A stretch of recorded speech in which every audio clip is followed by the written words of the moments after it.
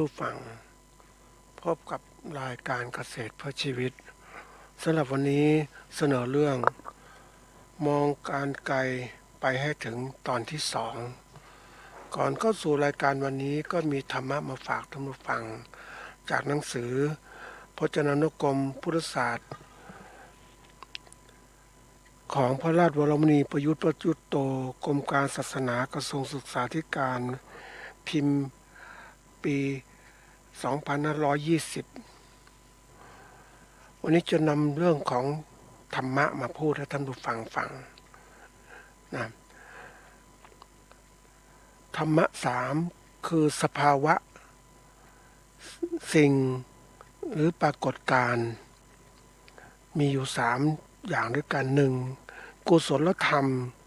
ธรรมที่เป็นกุศลสภาวะที่ฉลาดดีงามเอื้อแก่สุขภาพจิตเกื้อกูลแก่ชีวิตจิตใจได้แก่กุศลมูลสามก็ดีนามขันธ์สี่ที่สัพยุตด้วยกุศลมูลนั้นก็ดีกายกรรมวจีกรรมมโนกรรมที่มีกุศลมูลเป็นสมมุติฐานก็ดีกล่าวสั้นว่ากุศลในภูมิทั้งสี่สองอกุศลธรรมธรรมที่เป็นอกุศล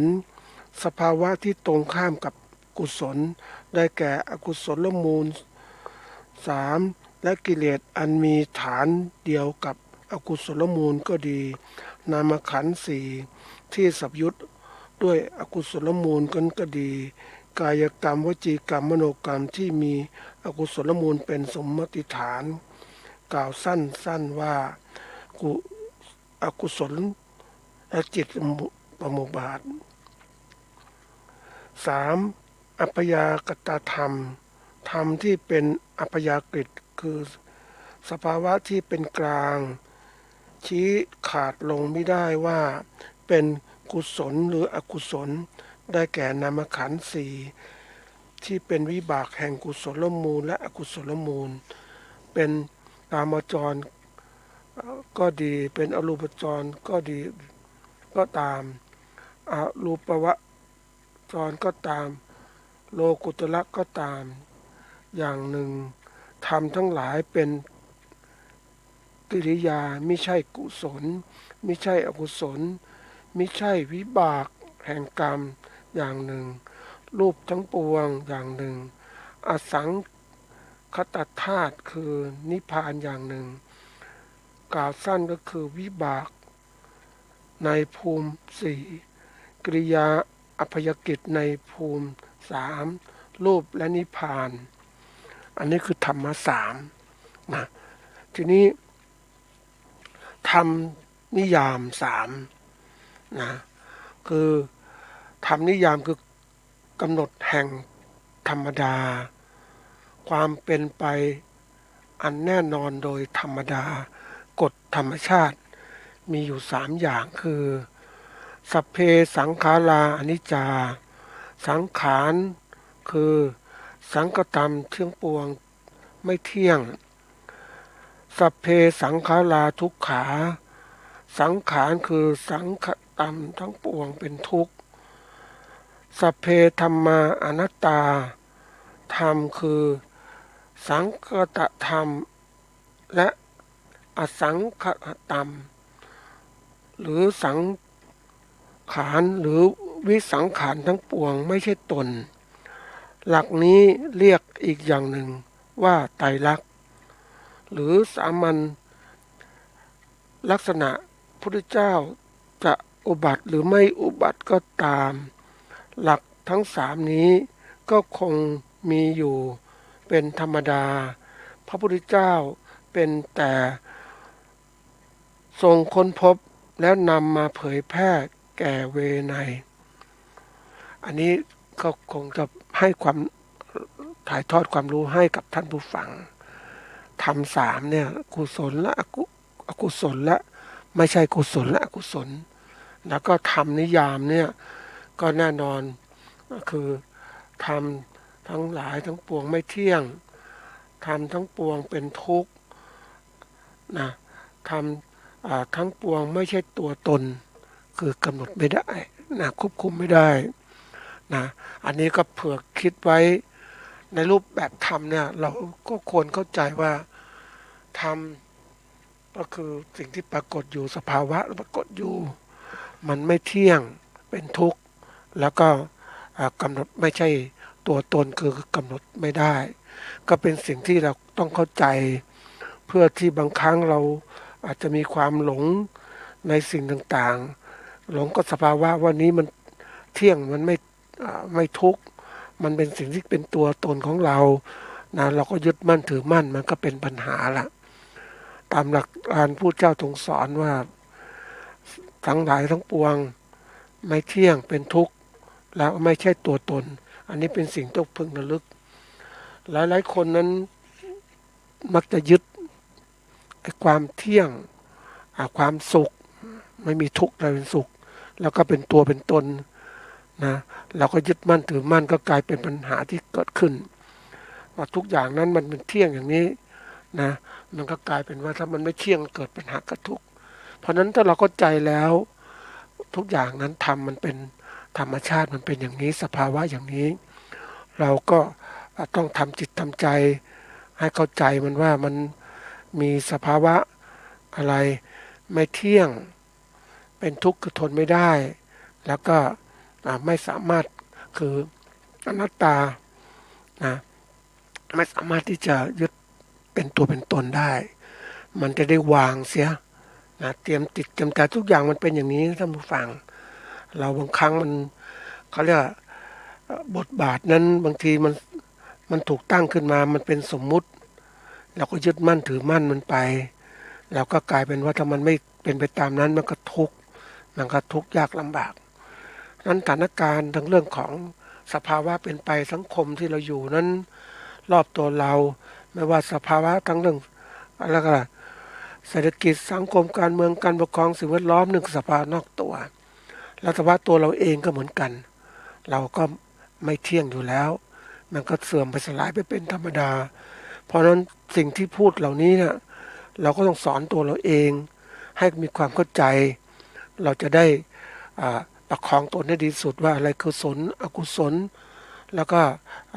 ไม่ใช่กุศลและกุศลต่างๆเป็นธรรมดาเป็นธรรมกลางๆนั่นเองก็เพื่อที่เรานั้นจะได้เข้าใจ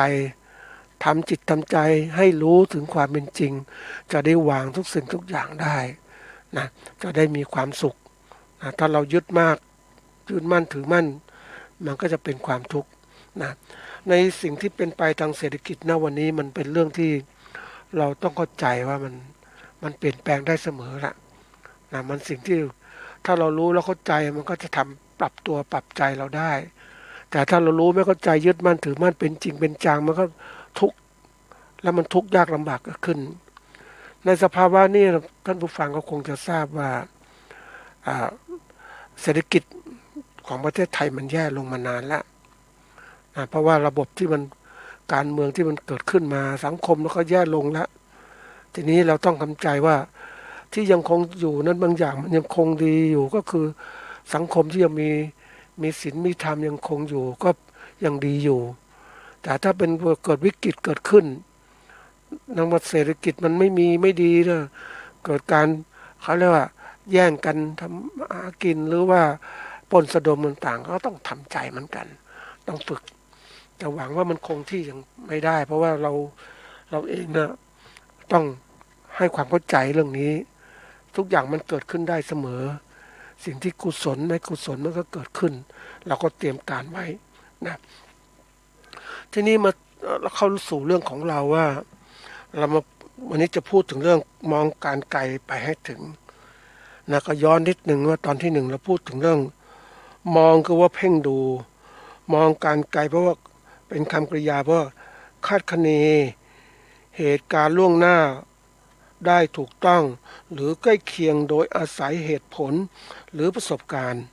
อันนี้เป็นสิ่งสำคัญที่สุดเราต้องหัดมองการไกลเราเห็นสภาวะอย่างนี้ปุ๊บเราเห็นชัดเจนว่าข้างหน้าจะเป็นยังไงแล้วก็คาดการไว้การทำมาค้าขายจะไม่ปกติลำบากเกิดขึ้นเราก็มองดูมองเพื่อจะทำอะไรเพื่อจะปรับจิตปรับใจของเราก่อนนะให้มัน เข้าใจที่ก่อนแล้วเราก็ทำอะไรก็คือปรับการกระทำของเราตามมานะคนบางคนถ้าไม่เตรียมการไว้ล่วงหน้าไม่ไม่เตรียมจิตเตรียมใจของเรานั้นมันก็เขาเรียกตกอยู่ภายใต้ความประมาทเวลาเหตุการณ์มันเกิดขึ้นจริงมันจะทุกข์ลำบากเกิดขึ้นมันเหมือนกับน้ำฝนตกมากน้ำหลากเกิดขึ้นเกิดภัยพิบัติเกิดขึ้น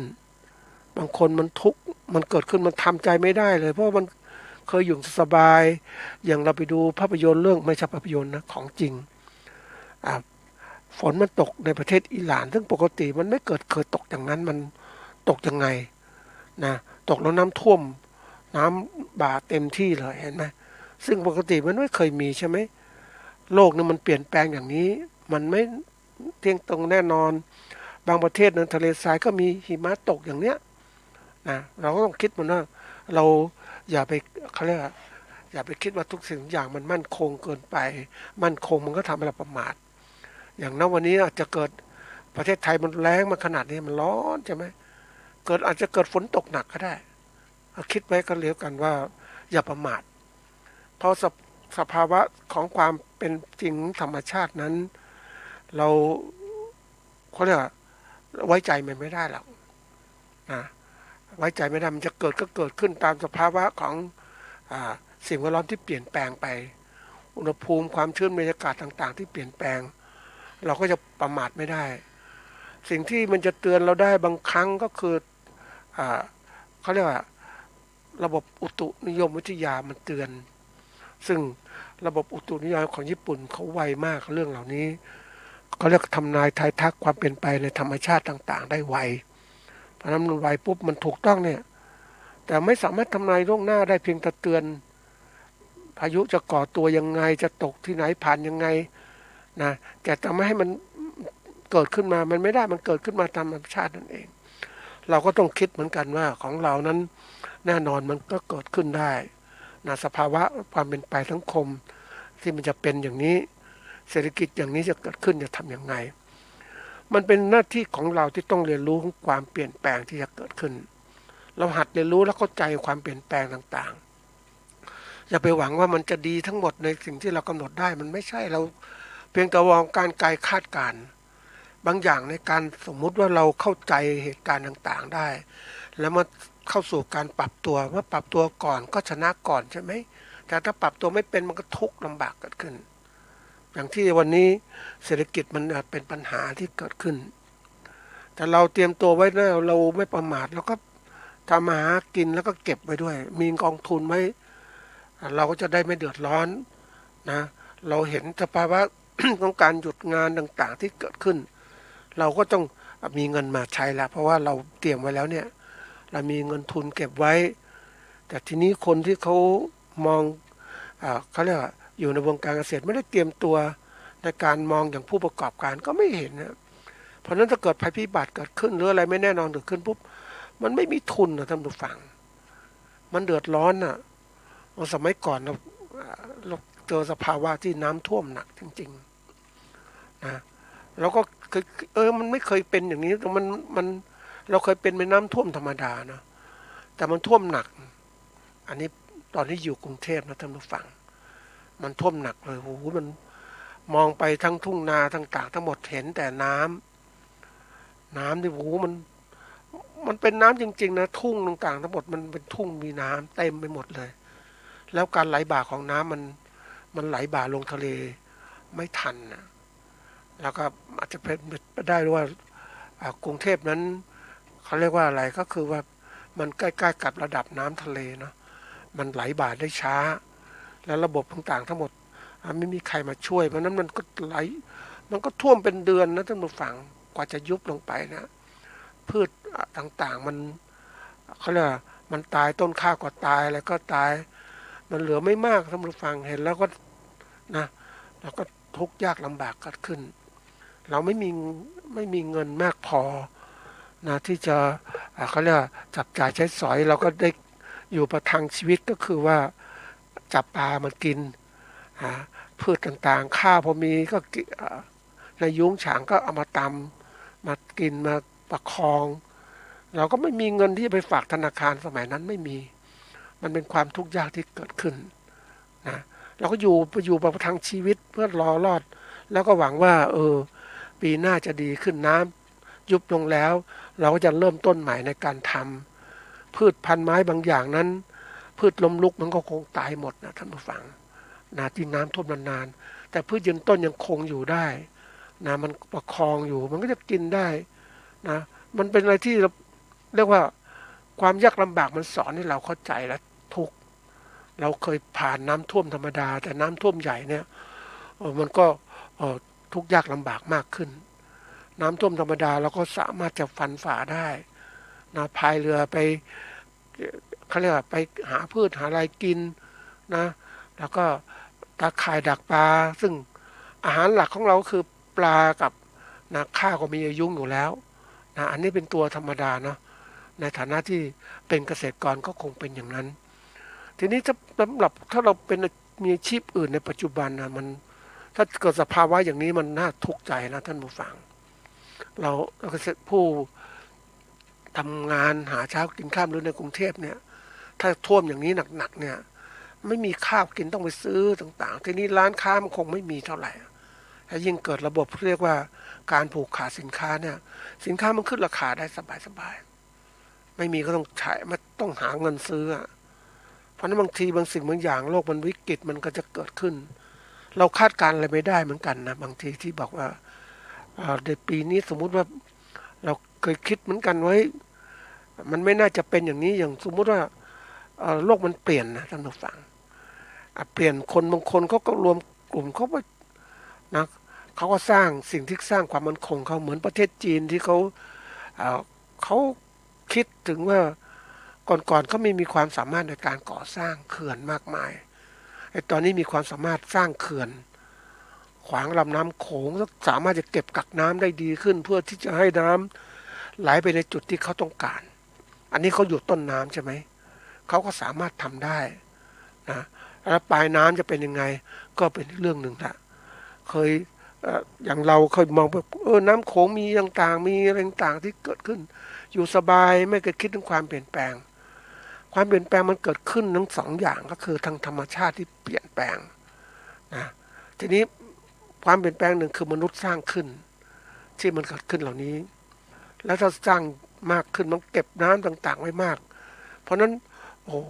มันก็เกิดอะไรขึ้นก็คือการขาดแคลนผู้ที่ไม่ปรับตัว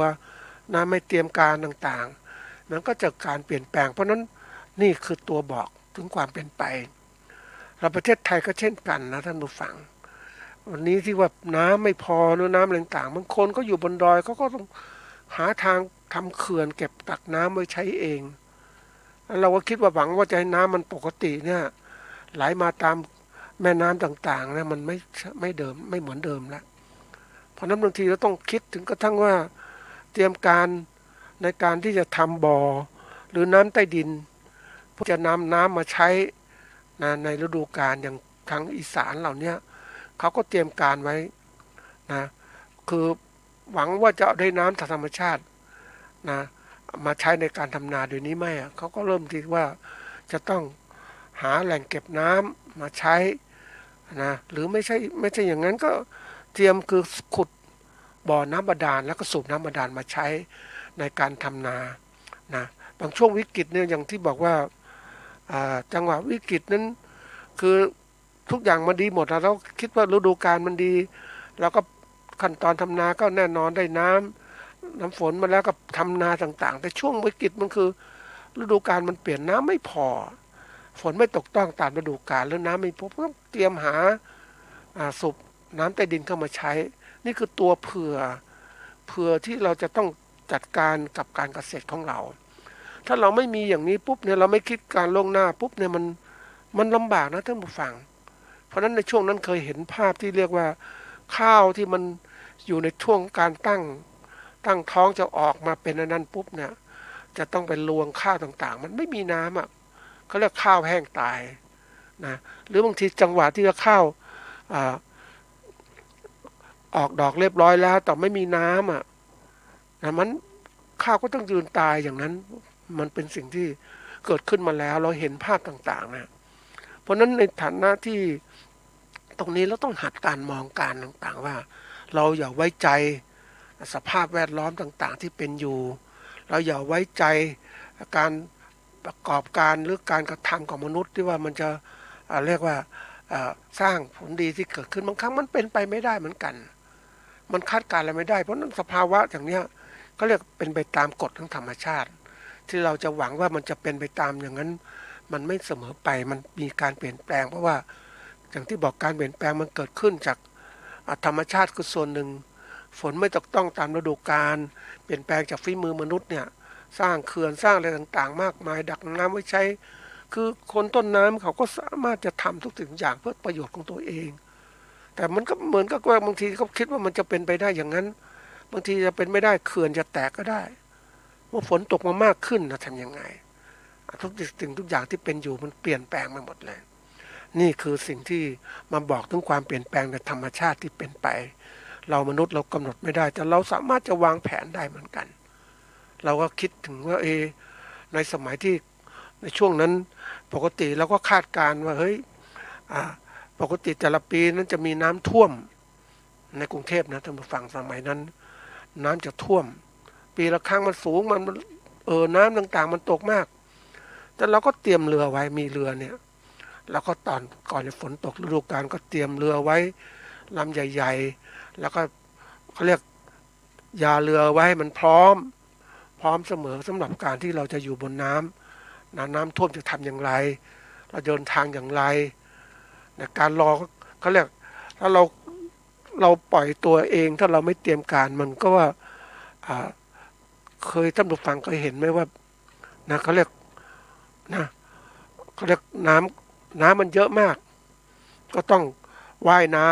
ำนะว่ายน้ำนะไปจากจุดหนึ่งไปจุดหนึ่งมันเยอะเนี่ยมันไม่มีเรือถ้าเป็นสุนัขก็เรียกสุนัขมันก็ต้องรอคอยเขาเรียกนะเอาหัวโผล่พ้นน้ำก็ว่ายไปนี่น้ำมันลึกกับทำฝั่งมันไม่มีที่พักนะมันก็เดือดร้อนใช่ไหมแต่ถ้าเราเตรียมการล่วงหน้าเรารู้เนี่ยเราคาดการได้เหตุการณ์นี้จะเกิดขึ้นน้ำท่วมธรรมดาก็เตรียมอย่างนี้ปลอดภัยแต่มันมีน้ำท่วมมามันหนักขึ้นมาเนี่ยโอ้มันยอมรับเลยว่ามันก็เกินความสามารถในการที่เราจะประคองชีวิตเราอยู่ได้ไงต้องมีเรือนอนในเรือบ้างอะไรบ้างอย่างเนี้ยเห็นไหมนี่คือตัวอย่างใช่ไหมนี่ในเมืองที่สมัยก่อนกรุงเทพมันเป็นอย่างนั้นประชานเมืองต่างๆแถวเขตปทุมธานีอยุธยาเนี่ยอยุธยาน้ำท่วมประจำสิงห์บุรีต่างๆแล้วอันนี้มันแต่ก่อนมันน้ำไหลมันตามธรรมชาตินะมันไปตามลำน้ำแต่ทีนี้เกิดการก่อสร้างเกิดขึ้นมีถนนตัดนู่นตัดนี่เพราะนั้นน้ำเนี่ยมันจะไม่ไหลเข้ากรุงเทพไม่ท่วมเหมือนเดิมเพราะว่ามันมีคันกั้นน้ำถนนก็เป็นคันกั้นน้ำจะปิดยังไงเพราะนั้นน้ำจะไปท่วมไม่เข้าท่วมกรุงเทพข้างในแต่ท่วมรอบเมืองต่างๆเนี่ยเห็นไหมคนที่ไม่เคยคิดว่าน้ำจะท่วมรอบเมืองมันจะเป็นไปได้มันเป็นไปได้เพราะมนุษย์สร้างคนกรุงเทพเขาก็สร้างเขื่อนไอ้สร้างถนนขวางลำน้ำจัดการน้ำไม่ไปท่วมที่อื่นเพื่อความปลอดภัยของเขาเห็นไหมคือเขาวางยุทธศาสตร์ของการที่จะอยู่รอดบนน้ำอย่างไรนะยิ่งเป็นเมืองหลวงเนี่ยงบประมาณต่างๆก็ทุ่มกันเต็มที่เพื่อป้องกันน้ำท่วมกรุงเทพนะแต่ก่อนมันท่วมธรรมดามันก็ไหลไปแต่นี้ไม่ใช่น้ำถูกแบ่งออกไปแทนที่จะไหลลงแม่น้ำจะหยับไหลไปซีกหนึ่งไปท่วมข้างนอกนะมันมีเขื่อนเนี่ยเขื่อนกันน้ำต่างๆนี่คือความสามารถของมนุษย์ที่เขาเรียกว่าเตรียมตัวต่างๆทั้งหมดเราต้องเตรียมทีนี้ไอ้คนที่มันวางแผนนะมันมองการไกลมันรู้ว่าเหตุการณ์จะเป็นยังไงความไม่แน่นอนต่างๆมันก็เห็นความไม่แน่นอนก็เตรียมการล่วงหน้าไว้ถ้าน้ำมามากจะทำยังไงให้ระบายตรงนี้ยังไงน้ำมากๆมันท่วมที่ไหนก่อนนะให้มันท่วมข้างนอกกรุงเทพแล้วรอบท่วมชานเมืองกรุงเทพจะได้ปลอดภัยนะเคยไปดูนะข้างนอกน้ำท่วมนะท่านผู้ฟังแต่ในกลางกรุงเทพไม่ท่วมเพราะมีระบบการกั้นที่ดีเพราะมันเป็นเมืองหลวงอย่างเนี้ยคนผู้มีอำนาจมีอะไรต่างมีกำลังเขาก็จัดการให้ที่อยู่ของเขาปลอดภัยแต่เราเป็นคนข้างนอกไม่มีอำนาจไม่มีเงินไม่มีอะไรเราก็ต้องรับคือน้ำท่วมก็ยอมรับนะสมัยก่อนนะเจออย่างนั้นจริงๆ อันนี้คือสภาวะของความมีเขาเรียกว่าคนผู้มีอำนาจหรือเราตัวเราเองถ้าเราเป็นก่อนมีอำนาจแล้วก็สามารถจัดการสิ่งต่างๆให้เป็นไปตามประสงค์เราได้แต่ถ้าเราไม่มีอำนาจก็ไม่สามารถจัดการได้ก็ต้องเป็นไปตามกฎของธรรมชาตินั่นเองเราตรงนี้เป็นสิ่งที่ต้องเตรียมตัวบางครั้งเนี่ยในฐานะวันนี้ที่พูดยกโยชน์นี่คือธรรมชาติแต่ว่าคนที่มีอำนาจเขาสามารถจัดการสิ่งที่จะเป็นไปธรรมชาติให้เปลี่ยนไปไม่เป็นธรรมชาติได้เขามีอำนาจก็คือว่าในสิ่งที่มันเกิดขึ้นบางอย่างเขาจัดการได้อย่างน้ำท่วมเขาสามารถจะไม่ท่วมเขาไปท่วมที่อื่นก็สามารถจัดการแต่น้ำยังเป็นคงท่วมก็คือธรรมชาติก็คงเป็นไปตามธรรมชาตินั้นแต่ธรรมชาติบางอย่างนะเขาก็รับผลธรรมชาติแต่เขาสามารถจัดการที่มันเกิดสิ่งที่เกิดขึ้นด้วยความสามารถของเขาทำให้อะไรทำให้เขาปลอดภัยได้นี่คือจัดการกับสิ่งที่เป็นธรรมชาติเพราะนั้นไอ้สิ่งที่มันเป็นนี้มันเกิดขึ้นในตัวอย่างเนี่ยนี่คือธรรมชาตินะแต่อย่างว่าสภาวะทางเขาเรียกเศรษฐกิจสังคมการเมืองสิ่งแวดล้อมต่างๆบางอย่างเนี่ยมนุษย์มันก็จัดการได้คนที่มีความสามารถวางแผนธุรกิจวางแผนต่างๆได้ให้เปลี่ยนไปดังนั้นไอ้สิ่งที่มันเป็นธุรกิจกับการประกอบการธุรกิจมันก็ปรากฏขึ้นได้ใครมีอำนาจก็จัดการได้ตลาดจะเป็นไปยังไงจะล่มหรือเจริญก็สามารถทำได้หรือจะแบบผูกขาดทั้งหมดได้เราเองจะเรามองไม่ออกเราก็คิดว่าเป็นธรรมชาติแต่เรื่องของสิ่งต่างๆบางสิ่งที่มันเป็นเกิดขึ้นเนี่ยเรื่องการตลาดเรื่องเศรษฐกิจต่างๆมันเป็นเรื่องการจัดการเศรษฐกิจจะล้มหรือจะฟูมันก็สามารถจัดการได้ทำให้เป็นไปได้เห็นไหมมันเป็นกลยุทธ์นะเพราะนั้นไอ้กลยุทธ์เหล่านี้ถ้าเรามองถึงสิ่งต่างๆที่เกิดขึ้นน่ะโดยใช้หลักของอะไรปฏิจจสมุปบาทเนี่ยโดยอะไรปัจจัยตัวนี้เกิดขึ้นมันอาศัยธรรมะเกิดขึ้นอาศัยกันและกันเพราะนั้นในสภาวะความเป็นไปสังคมมันต้องอาศัยกันและกันเกิดขึ้นถ้าเราเข้าใจมันหลักการนี้ปุ๊บเนี่ยมันมีปัจจัยหลายๆตัวที่เป็นปัจจัยเกื้อกูลกันเกิดขึ้นปุ๊บมันจะทำให้สิ่งนี้เกิดขึ้นและทำให้กระเทือนต่อสิ่งอื่นๆเกิดขึ้นเพราะนั้นเราต้องเข้าใจศึกษาเหล่านี้เป็นการมองที่เรียกว่าการมองการไกลเราจะต้องหัดเป็นผู้ที่มีสติปัญญารู้เท่าทันในสิ่งต่างๆที่เกิดขึ้นเราสามารถกำหนดความเป็นไปได้นะท่านผู้ฟังคือบางอย่างธรรมชาติเราคุมมันไม่ได้ฝนจะตกน้ำจะท่วมคุมกันไม่ได้แต่เราสามารถคุมในสิ่งที่เกิดขึ้นฝนตกก็ตกแต่มันไหลจะท่วมเราคุมได้ให้มันท่วมในจุดต่างๆที่เราวางแผนไว้รองรับน้ำมีเขื่อนมีอะไรต่างๆเหล่านี้มันรองรับได้นี่คือตัวอย่างสภาวะเป็นไปทางเศรษฐกิจเหมือนกันเลยนะคนที่มีอำนาจก็จัดการได้เป็นอย่างนี้แต่เราเองเราถ้าเราไม่มองไม่ออกแล้วก็ปล่อยมันก็เป็นไปนะลำบากลำบากยากแค้นจะเกิดขึ้นเพราะนั้นสิ่งต่างๆเหล่านี้เราต้องเตรียมหัดมองให้เป็นนะเรามองดูการแก้ปัญหาที่นี้อย่างที่บอกว่ามองการไกลคือคำว่าคาดคะเนเหตุผลล่วงหน้าเหตุการณ์ล่วงหน้าไว้อย่างถูกต้องหรือใกล้เคียงโดยสาเหตุผลหรือประสบการณ์อันนี้เป็นตัวที่ฝึกเราจะมองอย่างนี้ให้เป็นเวลาเขาบอกว่าของบางอย่างเนี่ยมันเขาเรียกว่ามันเป็นบทเรียนนะท่านผู้ฟังมันสอนเราด้วยบทเรียนความทุกข์ความลำบากมันสอนเราให้เข้าใจแล้วเราจะไม่สนใจยังไงก็ต้องหัดทุกเป็นสิ่งที่ควรกำหนดรู้ก็สุขเป็นสิ่งที่ทนไม่ได้มันก็ต้องกำหนดรู้แล้วก็ฝึกหาเหตุปัจจัยแห่งการเกิดทุกข์เหล่านั้นเพื่อมาแก้ทุกข์ที่เกิดขึ้นเห็นไหมนี่คือการมองอย่างอริยสัจสี่นะท่านผู้ฟังเรามองตรงนี้ปุ๊บก็มาแก้ไขเพราะนั้นสภาวะที่มันเป็นไปเนี่ยในการแก้ไขที่มันถูกต้องหาเหตุถูกต้องปุ๊บแก้ไขถูกต้องปุ๊บเนี่ยมันจะทำให้ทุกข์มันหายไปแต่ถ้าจัดการไม่ถูกต้องมันทุกข์มันเกิดขึ้นแล้วจัดการผิดปุ๊บมันแทนที่ทุกข์น้อยก็กลายเป็นทุกข์เยอะแยะก็ปล่อยมันก็มาแต่เขาก็ไปทำมันมาว่าวางไข่ปุ๊บจะเป็นเขาก็ไปเก็บไข่มันกินไก่มันกินนกพิราบก็มาวางก็ไม่มีไข่ไม่สามารถเพิ่มประชากรได้แล้วเขาก็ได้ประโยชน์นะคือได้กินไข่นกพิราบแทนเป็นโปรตีนต่างๆอันนี้คือการที่เขาเรียกว่าการมองอย่างประโยชน์ที่เห็นชัดเจนนะ แล้วไหนพูดถึงนกพิราบเราก็อยากจะบอกว่าฝุ่นต่างๆที่มันขี้ออกมาเนี่ยนั่นแหละนั่นแหละคือตัวที่ว่ามีเชื้อต่างๆที่สมขึ้นเกิดขึ้นแล้วการที่มันกระพือปีกก็มีฝุ่นออกมาเหล่านั้นนะคือเชื้อมันก็มีอยู่ทั้งไวรัสและเชื้อราต่างๆเพราะนั้นเป็นสิ่งที่ต้องระมัดระวังเรื่องนี้คงจะพูดกันยาวถ้าท่านผู้ฟังอยากรู้ก็ต้องสัมผัสถ้าเกิดเป็นโรคขึ้นมาเนี่ยมันน่ากลัวมากนะส่วนใหญ่จะตายนะท่านผู้ฟังไวรัสจากนี้พวกไวรัสตรงพิราบเนี่ยคนหรือเชื้อราต่างๆเนี่ยนะมันคนไข้มักจะตายเพราะอะไรหมอวินิจฉัยผิดอย่างกรณีของเชื้อราเนี่ยที่มันเกิดขึ้นมามันทำให้คนเป็นเหมือนกับว่าเป็นโรคปอดเป็นนู่นเป็นนี่ต่างๆท้องเสียต่างๆแล้วถ้ามันขึ้นสมองแล้วไปอยู่ในไขสันหลังถ้ามันวินิจฉัยไม่ถูกต้องปุ๊บเนี่ยก็ทิศยาฆ่าเชื้อเขาคิดว่าเป็นไวรัสทีนี้เชื้อรามันเป็นเชื้อราขั้นต่ำนะท่านผู้ฟังมันสามารถที่จะขยายแตกหน่อแล้วสร้างสปอร์เกิดขึ้นเพราะนั้นยาที่ให้ปุ๊บมันคุมไม่ได้กับกระตุ้นทำให้เกิดการขยายตัวของเชื้อราได้มากขึ้นที่สุดคนไข้ก็จะตายนี่แล้วไม่มีใครมาบอกว่าเฮ้ยมันเป็นยังไงเพราะว่าคนไข้ไม่สามารถจะพูดได้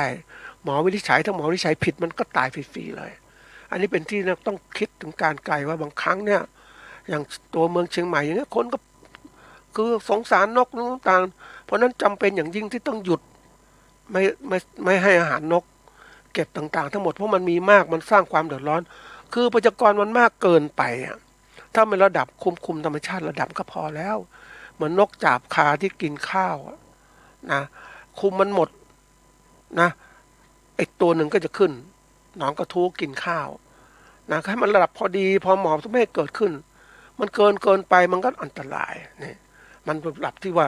เกื้อกูลในธรรมชาติระดับนี้ทีนี้นกพิราบมันเร็วมันขยายพันธุ์เร็วนั่นเองอันนี้คือตัวอย่างการแก้ปัญหาถ้ามองไม่เป็นนะทีนี้เรามาดูว่า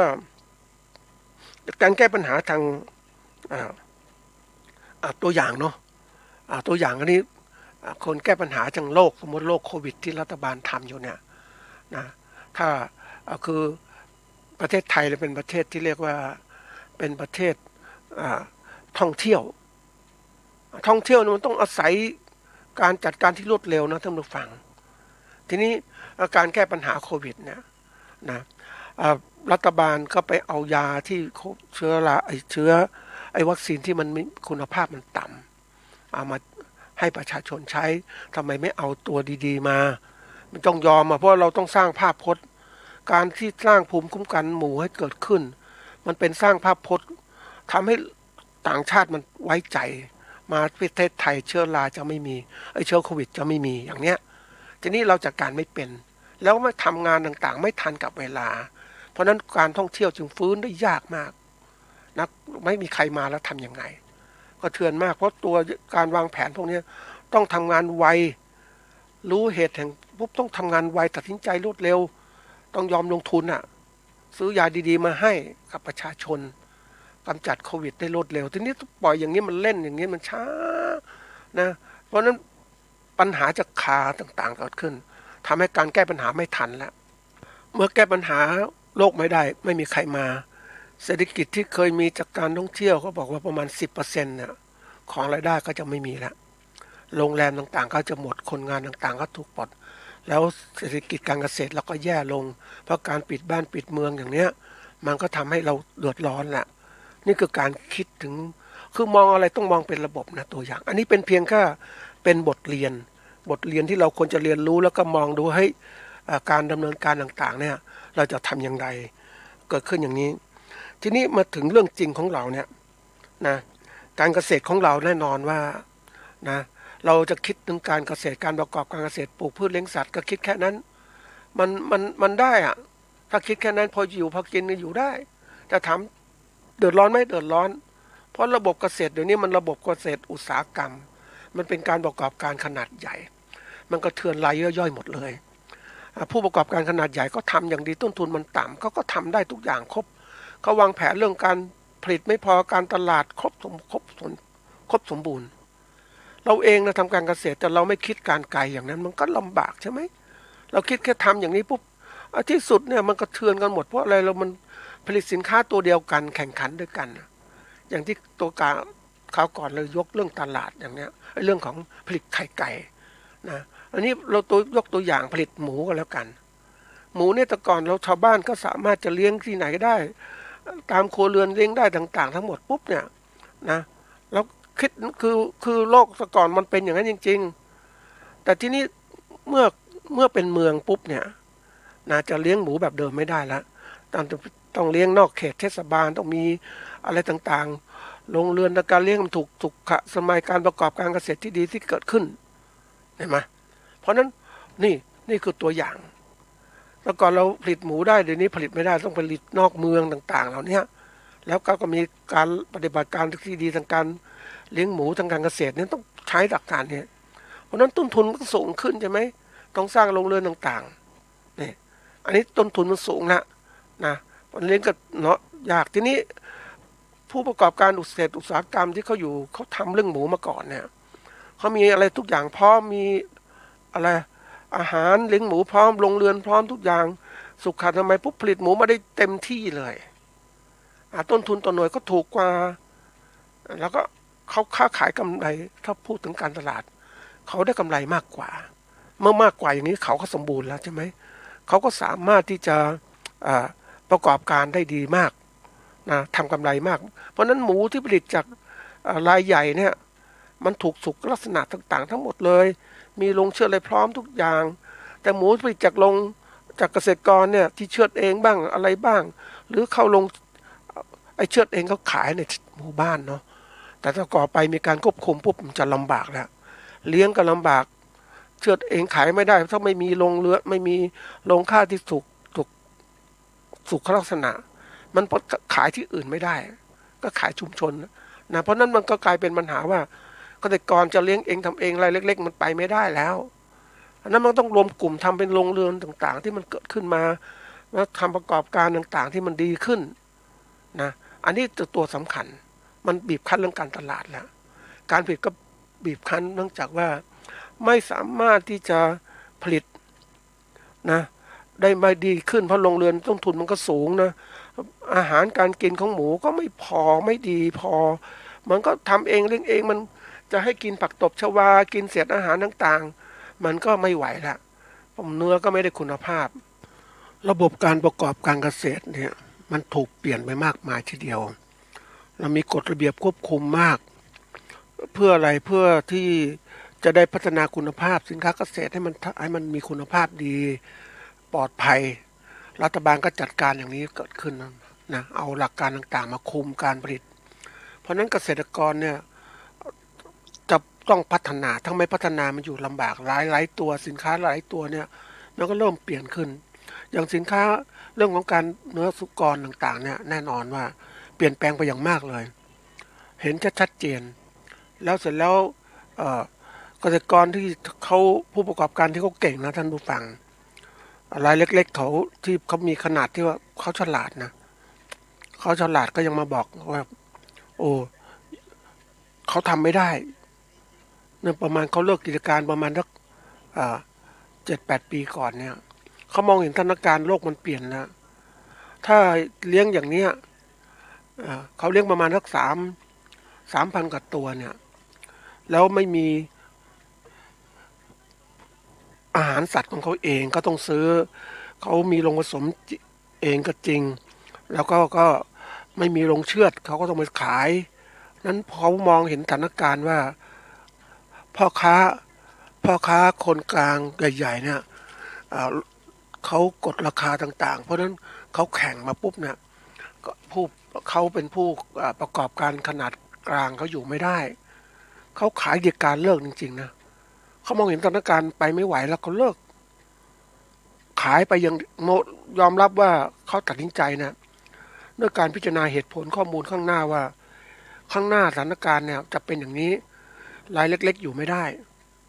รายกลางอยู่ได้ไม่ได้เลยนะเขาก็เลยขายการเลิกกิจการเลี้ยงหมูเลยนะอันนี้เป็นตัวอย่างนะนี่เกษตรกรบางรายยังมองไม่ออกเขายังอยู่อย่างนี้ทำไปแล้วหมูที่ผลิตมาเนี่ยเป็นมีโรคมีอะไรต่างๆเนี่ยโอ้โหเจออย่างนี้ปุ๊บลำบากแล้วเพราะนั้นอยู่ไม่ได้ขายหมูในชุมชน เชือดเองอะไรเองถามว่าผ่านการตรวจสุขระบบการต่างๆนะมันไม่ผ่านนะไหมเพราะนั้นแล้วพวกเนี้ยปศุสัตว์ก็มาคุมอีกต่อไปมันลำบากแล้วเพราะฉะนั้นที่สุดของที่สุดก็คือรายใหญ่ๆที่เขาวางมีระบบการจัดการที่ดีปุ๊บเขาอยู่ได้สบายใช่ไหมเขารู้เข้าใจความเป็นไปแต่ทีนี้เราไม่รู้ปุ๊บเนี่ยเรายังเลี้ยงหมูอยู่แบบเดิมๆอย่างเนี้ยนะมันลำบากแล้ว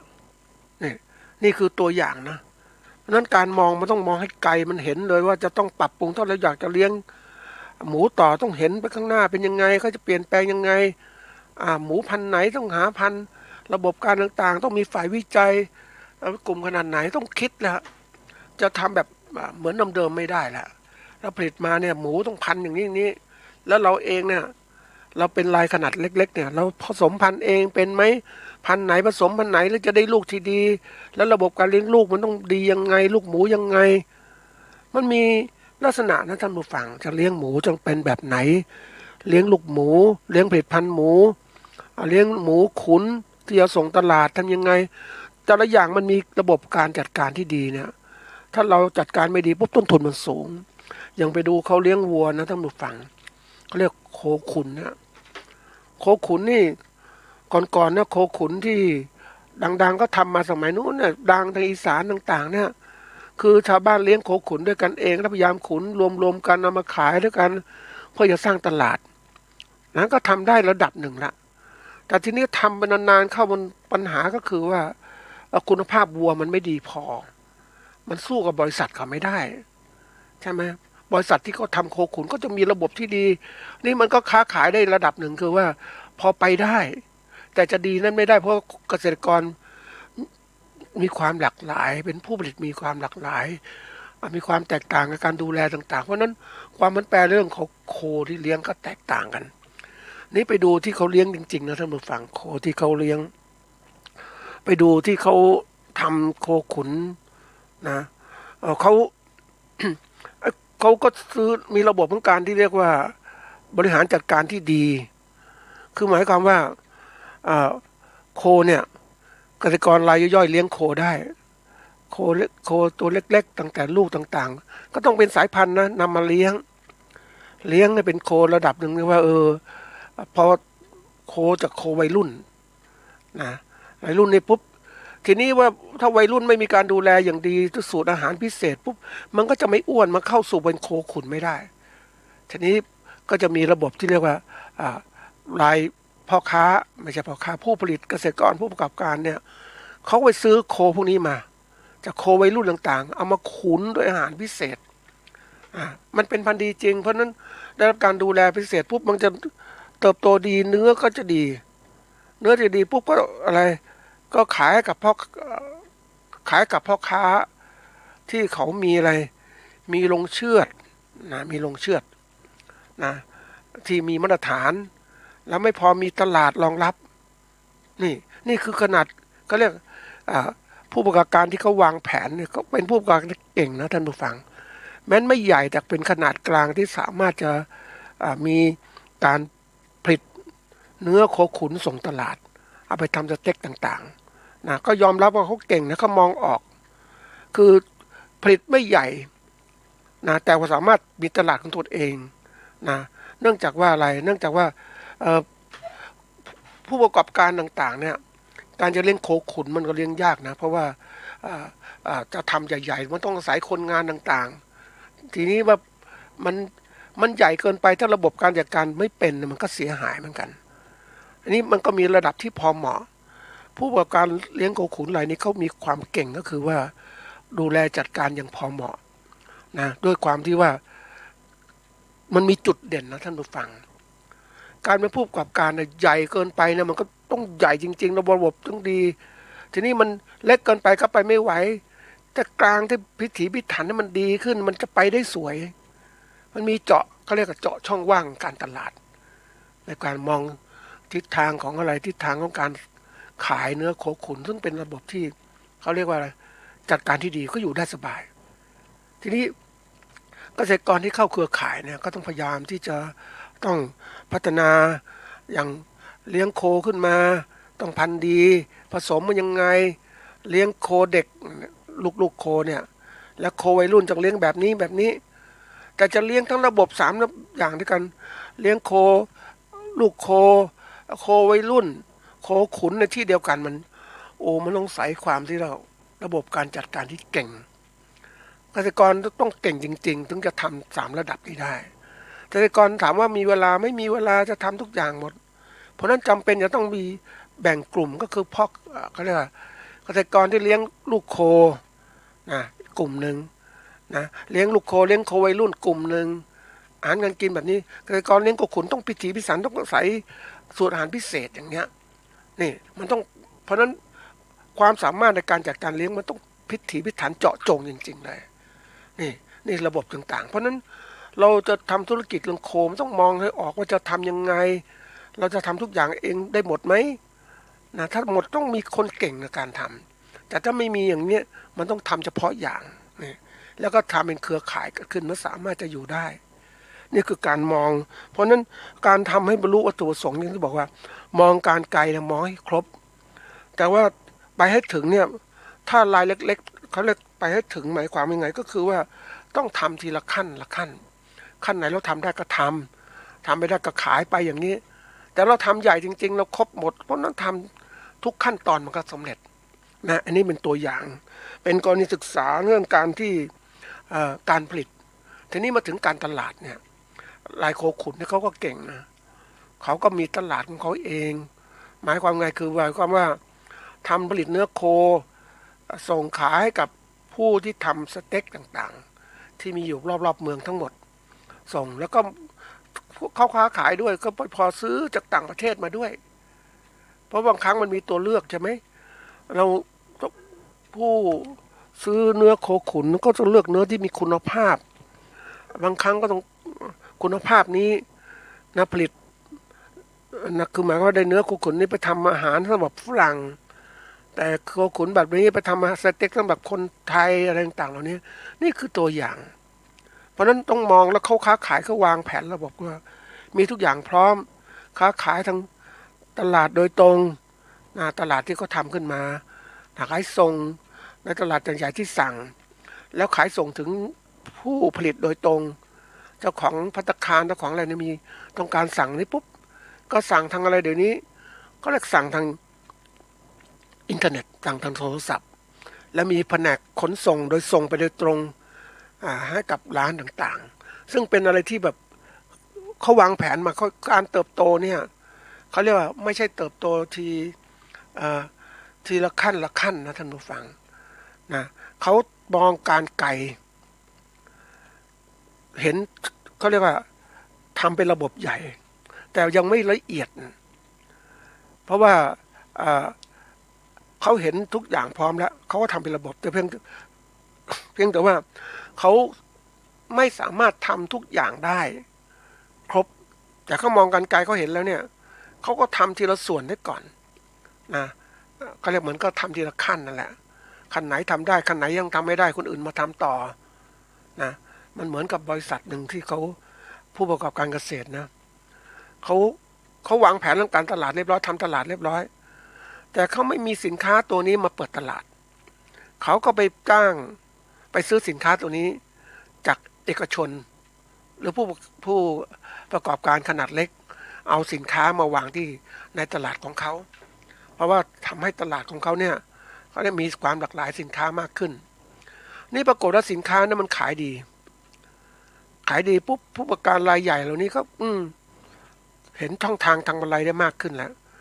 แทนที่ไปซื้อของผู้ประกอบการรายนี้นะเขาก็เริ่มสั่งเขาเรียกว่าสั่งการผลิตให้กับให้คนอื่นผลิตให้แล้วก็มาตีแบรนด์เนมของเขาเขาก็ไปได้สวยนะท่านผู้ฟังถ้าต่อไปถ้าเขาทำได้ช่องทางมันดีขึ้นเขาผลิตเองทั้งหมดได้ไหมเขาทำได้แล้วเพราะก็คุมเรื่องการตลาดใช่ไหมอันนี้คือวิสัยทัศน์ของคนที่เก่งการประกอบการเกษตรต้องมีอย่างนี้ลักษณะพิเศษแบบนี้ถ้าเราเองเนี่ยถ้าเรามองว่าเฮ้ยเราจะทำอย่างนี้ต้องหัดมองว่าเราจะอยู่ระดับไหนนะในการที่เราจะเขาเรียกว่าทำเพื่อความมั่นคงของเราเนี่ยนะ คือปกติเนี่ยถ้าเราเขาเรียกว่ามองในการทำเกษตรถ้ามองใกล้เนี่ยนะมองการใกล้เนี่ยคนส่วนใหญ่ชอบมองการใกล้นะทำแล้วเห็นผลทันทีมองใกล้ๆมันเป็นระบบเนี้ยมันทำอย่างนี้ทำเพื่ออยู่รอดไปวันๆหนึ่งอะนะเอาฉกฉวยอะแต่ถ้าคนมองการไกลปุ๊บมันทำเป็นระบบอยู่รอดมั่นคงและยั่งยืนปุ๊บต้องคิดถึงทุกอย่างครบก็เรียกทำแบบครบวงจรวงจรในขั้นผู้ฟังก็คงระบบมันก็ระบบของเรานี่แหละระบบมันมีปัจจัยนำเข้ามีกระบวนการเปลี่ยนแปลงมีสิ่งแวดล้อมมีผลได้ที่ออกมาแล้วมีผลลัพธ์ที่ตามมามีผลกระทบที่ตามมาอันนี้คือระบบใหญ่ๆเวลาเราประกอบการอะไรก็ตามต้องหัดคิดอย่างนี้เราไม่จะคิดสั้นๆคิดตื้นๆอย่างนี้มันอันตรายนะเขาคิดไม่ครบคือเวลาทำเนี่ยมีคนบอกเหมือนกันนะท่านผู้ฟังทำอะไรไปก่อนทำไปเถอะทำได้ทำไปก่อนเดี๋ยวก็ปรับระบบไปเรื่อยๆนะทีนี้คนพวกนี้มันเขามองอย่างนี้ปุ๊บเนี่ยเราถามว่าทำไปแล้วทำได้ได้มันไม่ครบอ่ะท่านผู้ฟังแล้วไปเจอปัญหาต่างๆปุ๊บมันก็จะโอ้ยลงทุนไปแล้วทำไปแล้วมันก็ขาดทุนสิคือมองไม่เห็นน่ะแต่ถ้าคนคิดการไกลล่วงหน้ามองไปข้างหน้าเลยท่านจะทำอาชีพนี้เหมือนผู้ที่ประกอบโคขุนอย่างเนี้ยมีทำอาชีพที่ว่าประกอบการโคขุนเขาจะทำครบวงจรต้องคิดยังไงมองข้างหน้ายังไงแล้วก็เริ่มทำทีละส่วนที่เขาทำได้อย่างที่ได้ไปสนทนากับเขาเนี่ยผู้ประกอบการอะไรนี้เขาเห็นช่องทางคือหมายความว่าโคขุนเนี่ยยังเป็นที่ต้องการของตลาดเขาก็ผ่านอาชีพเกษตรหลายตัวนะแต่เขามองตัวนี้ปุ๊บนี่ตลาดเนี่ยเขาทำยังไงนะก็โคขุนเขาเลี้ยงขึ้นมาเนี่ยก็ต้องมีลงค่าลงเชือดที่ดีแยกชิ้นส่วนแล้วก็มีเขาเรียกอะไรตลาดรองรับเขาก็ทำตลาดเขาเองเขาก็เริ่มตั้งแต่ที่ว่ามีตลาดเองไม่พอเขาก็ทำร้านขายอาหารด้วยตัวเองสเต็กยังไงบ้างให้คนได้ชิมแล้วคนจะติดใจอย่างต่างเราเนี่ยอันนี้คือตัวอย่างเขาทำอย่างนี้ปุ๊บทีนี้มันยังอยู่ในเขาคิดใหญ่แล้วเนี่ยแต่ก็ทำได้ขนาดเล็กคือหมายความว่ายังเลี้ยงโคไม่ครบทุกขั้นตอนนะเขาเลี้ยงเฉพาะโคขุนอันนี้หรือโคลูกโคบ้างอะไรบ้างทีละส่วนแล้วก็ทำไม่ครบมันปริมาณได้น้อยแต่ก็เลยว่าเขาก็ซื้อหรือทำกับเครือข่ายไอ้คนไหนเลี้ยงโคเด็กๆไอ้โครุ่นเนี่ยก็แบนแบบนี้ไปเลี้ยงนะไอ้คนไหนเลี้ยงโควัยรุ่นจะขุนมาให้เป็นโคขุนก็กลุ่มหนึ่งทีนี้เขาก็ได้กลุ่มโคขุนเนี่ยเลี้ยงขนาดใหญ่เลี้ยงวัวเป็นนะเขาก็สามารถจะขุนวัวให้ตัวอ้วนเนื้อดีต่างๆแล้วก็ส่งขายเพราะนั้นเขาวางระบบใหญ่ปุ๊บตอนนี้เขาได้ระบบที่เรียกว่าครบทุกอย่างสมบูรณ์นะเขาก็สมบูรณ์แล้วนะแต่ว่าปริมาณเนื้อวัวยังไม่มากเพราะว่าโคโคมันน้อยนะคนเลี้ยงน้อยแต่เขาก็เริ่มขยายขึ้นเพื่อที่จะได้สามารถทำธุรกิจได้ใหญ่ขึ้นอันนี้เป็นช่องทางที่เขาวางเพราะนั้นคนวางระบบใหญ่ก็จริงเนี่ยเห็นได้สนทนาปุ๊บโอ้โหมันเป็นอย่างนี้ทีนี้มาถึงสนทนากับผู้ประกอบการเลี้ยงโคเนี่ยเขาก็คิดแค่นี้โควัยรุ่นเลี้ยงโควัยรุ่นอย่างนี้ให้กินอาหารแบบนี้คือความสามารถของเขาเนี่ยมันมันได้เท่านี้เขาเลยทำช่องเนี้ยนะอันนี้ต้องยอมรับว่าความสามารถมันน้อยมันก็คิดมองโลกแคบขึ้นมาแต่ความสามารถใหญ่เขาจะเห็นระบบเลยว่าทำแล้วเป็นยังไงมั่นคงเพราะนั้นการที่เราจะฝึกการมองการไกลเนี่ยนะต้องหัดนะทำมาแล้วแต่ต้องหัดมองการไกลแล้วก็ต้องทำให้ถึงทำไปถึงทำให้ยังไงมันถึงแล้วก็อาจจะไม่ดีค่อยๆทำไปจะมองครบระบบแล้วเนี่ยเพราะนั้นทุกอย่างถ้าทำไปเรื่อยๆมันจะดีขึ้นที่สุดแล้วเนี่ยเขาก็จะเกิดความมั่นคงนะเราทำอะไรแล้วแต่ท่านผู้ฟังก็ต้องคิดถึงว่าทำแล้วเนี่ยให้เกิดความมั่นคงไม่มีปัญหาเกิดขึ้นนั่นแหละอาชีพเขาเรียกผู้ประกอบการเกษตรแต่เราทำแค่ส่วนนี้เดี๋ยวมีปัญหาต่างๆเหมือนเกษตรกรเราทำอย่างเนี้ยแน่นอนว่าที่สุดเราก็ไปไม่ไกลนะเป็นปัญหาแล้วนะก็ต้องเปลี่ยนอาชีพแล้วนะครับสวัสดีครับ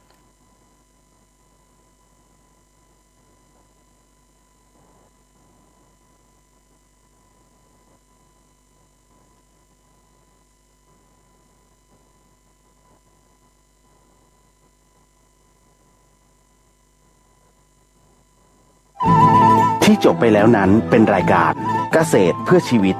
ดำเนินรายการโดยอาจารย์พิชัยคงพิทักษ์